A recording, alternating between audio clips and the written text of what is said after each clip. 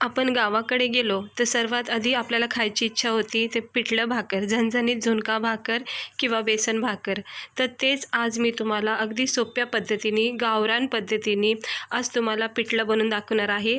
तर तुम्ही व्हिडिओ शेवटपर्यंत बघा. तर हे बघू शकता कसं झणझणीत चमचमीत आपलं गावरान पद्धतीचं पिठलं तयार झालेलं आहे.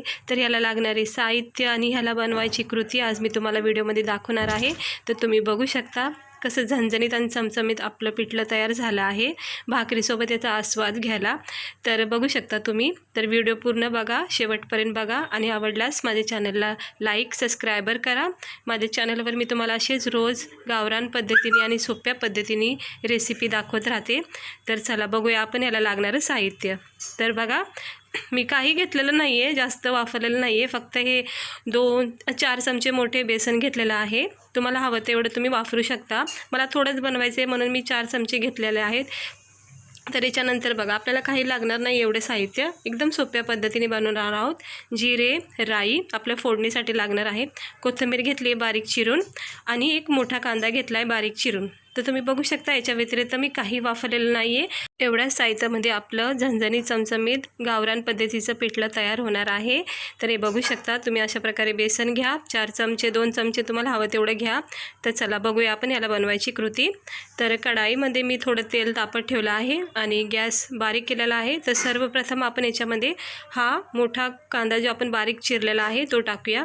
कारण पिठलं म्हणलं तर याच्यामध्ये कांद्याचा वापर चांगलाच पाहिजे. त्यानंतर हे राई जिरे जे आहेत ते सुद्धा आपण याच्यामध्ये टाकून घेऊया तेलामध्ये. गावाकडे गेले की बस सर्वप्रथम आपल्याला झटकीपट तयार होणारी अशी रेसिपी कुठली असेल तर फक्त पिठलं, बेसन आणि झुणका भाकर झटकीपट बनवून देणार आणि झटकीपट खाण्यामध्ये मजाच वेगळी येते. तर तुम्हाला सगळ्यांनाच माहीत असेल गावाकडे तर खूप म्हणजे याचं प्रमाण खूप असतो खाण्यामध्ये. तर तेच आपल्याला आज बनवायचं आहे सोप्या पद्धतीने अगदी. तर आता हे व्यवस्थित मी परतून घेते तेलामध्ये. याच्यामध्ये टमाटर मी वापरलेलं नाही आहे. काही लोक याच्यामध्ये अद्रक लसूणची पेस्टसुद्धा टाकू शकता तुम्ही. वेगळी त्याची छान चव येते. पण आपल्याला सोप्या पद्धतीने बनवायचे. त्याच्यामध्ये लाल तिखट मी वापरते 2 चमचे. स्पायसी झणझणीत पाहिजे आपलं पिठलं छानपैकी. त्यानंतर गरम मसाला टाकते, थोडा धना पावडर टाकते. त्यानंतर हळद टाकली 1 चमचा. हे बघा, मी गरम मसाला टाकला आहे. आणि आता चवीनुसार मी मीठ टाकते. याच्यामध्ये तुम्ही मिरचीसुद्धा वापरू शकता. बारीक थोडीशी आपली उकळमध्ये मॅश करायची आणि असं कांदा टमाट्यामध्ये फ्राय करून घ्यायची मिरची, लसूण, अद्रकची पेस्ट करून.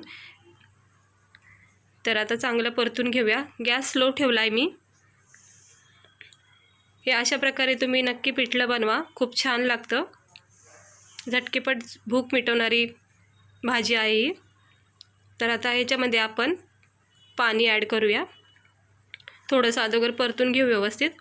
हे बघू शकता हळूहळू पाणी सोडायचं. असं एकजीव करून घ्या मस्तपैकी सर्व मसाले. त्यानंतर आता आपण याला एक उकळी फुटून द्यायची आहे. हे बघू शकता वरून मी कोथिंबीर टाकली आहे. छानपैकी कसा कलर आला आहे आपल्या मस्त पिठल्याला. तर आता बघा ह्याला उकळी फुटत आहे हळूहळू. आता छानपैकी याला खळखळून उकळी फुटली बघा. आता ही उकळी फुटली त्यावेळेसच आपण ह्याच्यामध्ये काय करायचं, आपलं जे बेसन आपण घेतलेलं आहे वाटीमध्ये ते थोडं थोडं करून सोडून द्यायचं. याच्यामध्ये गाठी असतात सुरुवातीला, बेसनामध्ये गाठी पडणार कारण बेसन पीठ येते. तर त्याला आपल्याला व्यवस्थितपणे मिक्स करून आपण त्याला छानपैकी घट्ट करून घ्यायचे. तर अशाच प्रकारे बेसन बनवतात. तर हे बघा सगळं मी टाकून घेते त्याच्यामध्ये व्यवस्थित. आणि हे तुम्ही बघू शकता आता ह्याच्या सर्व गाठी दिसतील तुम्हाला मिक्स करताना. हे बघू शकता तुम्ही सर्व गाठी त्याच्या तयार झाल्या आहेत 1 सेकंडमध्येच.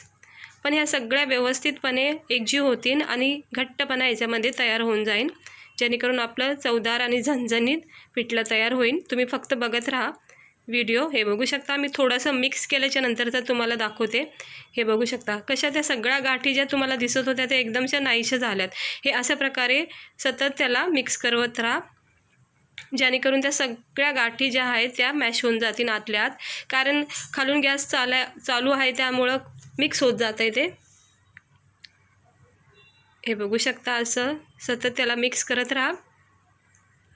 तुम्हाला दिसत असेल सगळ्या गाठी नाहीशा झाल्यात हे बघू शकता. बघा किती छानपैकी आपलं पिठलं जे आहे गरम तयार झालेलं आहे, गरमागरम. थोडा कॅमेरा माझा हलतोय, ॲडजस्ट करून घेते.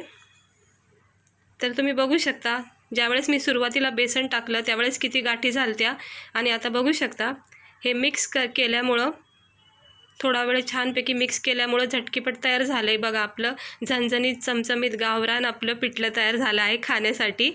तर याला थंड करून घ्यायचं आहे आता. हे बघा अशा प्रकारे गावाला खूप बनवतात बेसन किंवा पिठलं किंवा झुणका म्हणायला. हे बघू शकता माझ्या तर तोंडाला पाणी सुटलं आहे. तर अशा प्रकारे तुम्ही नक्की बनवा. खूप सोपी पद्धत आहे आणि झटकीपट होणारी रेसिपी आहे ही. तर हे बघा तेल सुटलं आहे छानपैकी. आपला मसाला सर्व परतून झाला आहे. बघा कुठेही गाठी तुम्हाला दिसत नसन. एकदम आपलं पिठलं असतं ना, हे असं पाहिजे. झणझणीत चमचमीत तयार झालं आहे खाण्यासाठी आपलं झुणका बोला किंवा पिठलं बोला. हे असं तुम्ही नक्की बनवा.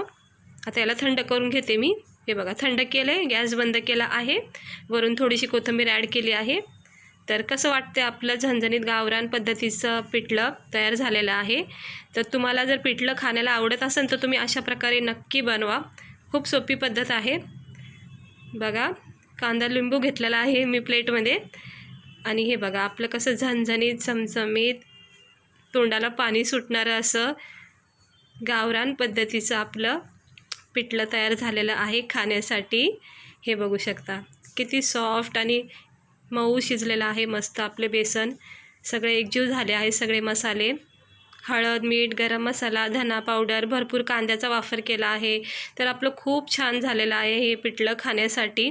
हे बघू शकता ह्याला झुणका बोलू शकतो आपण.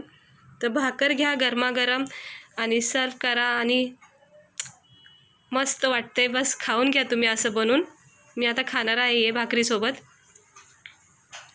तर हे बघू शकता असं लिंबू पिळून मस्तपैकी कांदे कापून घ्यायचे कट करून आणि भाकरीसोबत याचा आस्वाद घ्या. हे गावाकडचं जेवण आहे, गावाला खूप आवडीने खातात असं. हे बघू शकता असं नक्की बनवा तुम्हाला जर आवडलं असेल तर. आणि मला सांगा कसं वाटलं. भेटते मी तुम्हाला पुढच्या व्हिडिओमध्ये.